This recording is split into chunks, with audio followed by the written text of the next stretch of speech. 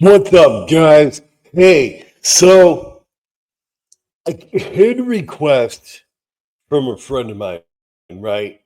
His name is Harry Heencklemier, and he would like to talk to you about the federal legalization of cannabis, marijuana, cannabis, Mary Jane, whatever you call it, right? He would like to talk to you about the legalization of this. And I figured, you know what? I have a platform. I'll give him the platform. So without further ado, I would like you to check out Harry Hinklemeyer. He goes on for like, I don't know, maybe 5 minutes, 5.5 minutes. But give him a listen.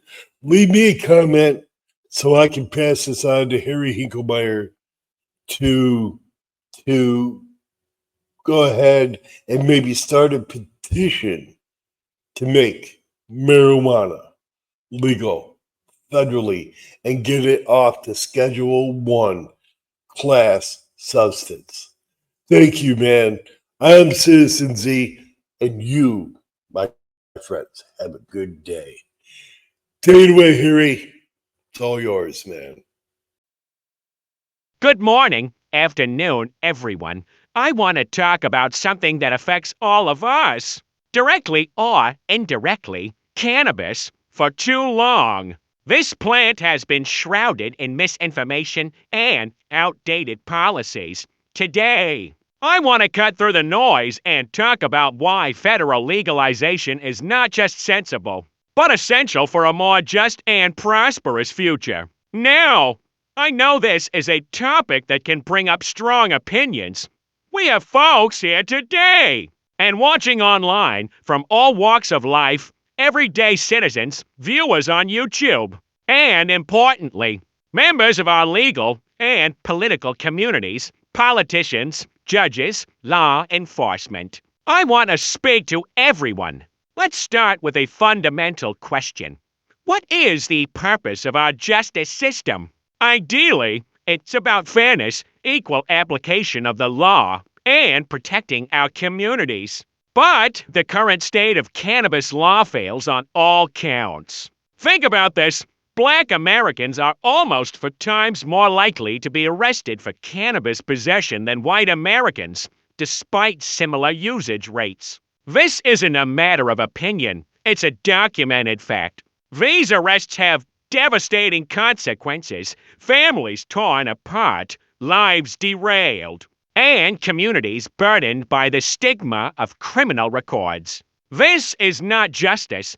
This is a systemic failure that disproportionately targets communities of color, perpetuating cycles of poverty and inequality. This injustice must end.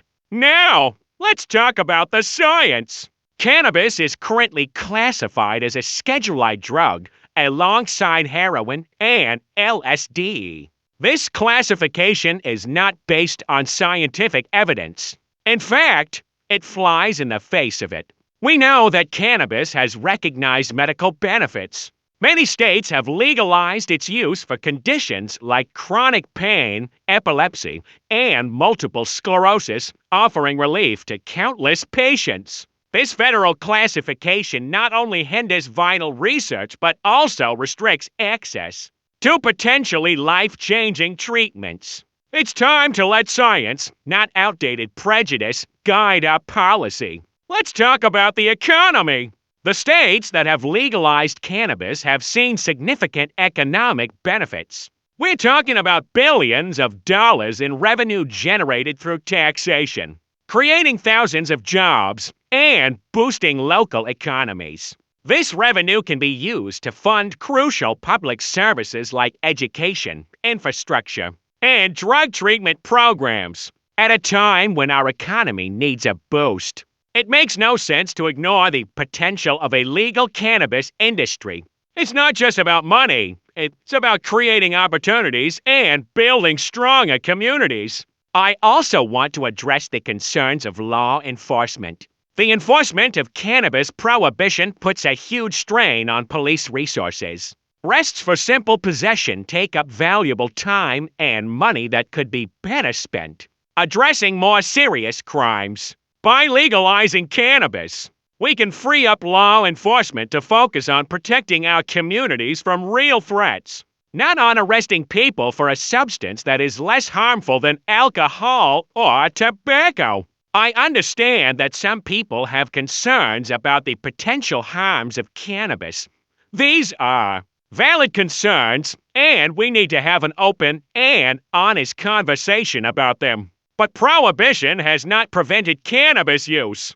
In fact, it has created a dangerous black market that is unregulated and untaxed. A regulated market would allow us to control access, particularly for minors, and to invest in education and prevention programs. The time for change is now.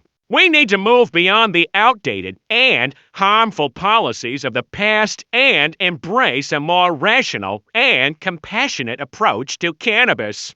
Federal legalization is not about condoning drug use. It's about justice, science, economic opportunity, and common sense. It's about creating a society where everyone has a chance to thrive. Regardless of their background or circumstances, it's about building a better future for all of us.